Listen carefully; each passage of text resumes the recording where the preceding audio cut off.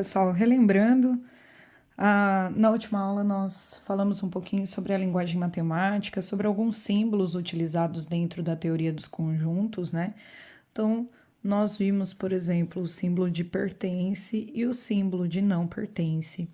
Esses dois símbolos aqui, eles são utilizados na relação elemento para conjunto. Então, quando nós queremos falar se um elemento pertence ou não àquele conjunto, nós utilizamos na linguagem matemática, na frase matemática, o pertence e o não pertence, certo? Então, a primeira parte aqui, né, o primeiro símbolo aqui que a gente vai utilizar é de elemento pertencente ou não a um conjunto, certo?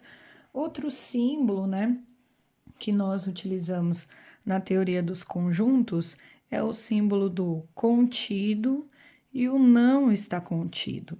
A diferença do contido e não está contido para o pertencer e não pertencer é a relação que a gente monta aqui, a frase lógica que a gente monta aqui, né? A relação do está contido é quando nós estamos falando de conjunto para conjunto, certo?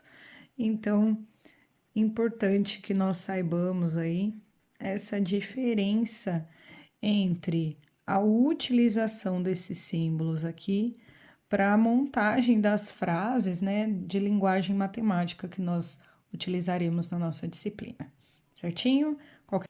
Um exemplo, né, que nós temos, por exemplo, né, utilizando o símbolo do pertence e não pertence, e usando exemplos de conjuntos numéricos que nós também estudamos em sala, nós podemos apresentar, por exemplo, né, que o número 0,5 ele não pertence ao conjunto dos naturais, certo?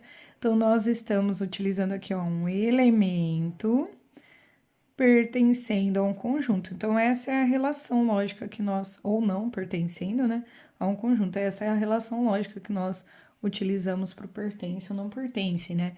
Ou então, né, o número menos 3 pertence ao conjunto dos inteiros, né? Lembrando que para falar isso aqui, nós precisamos saber as características dos conjuntos, né? O conjunto dos números naturais são os inteiros positivos, o conjunto dos inteiros são os números inteiros positivos e negativos.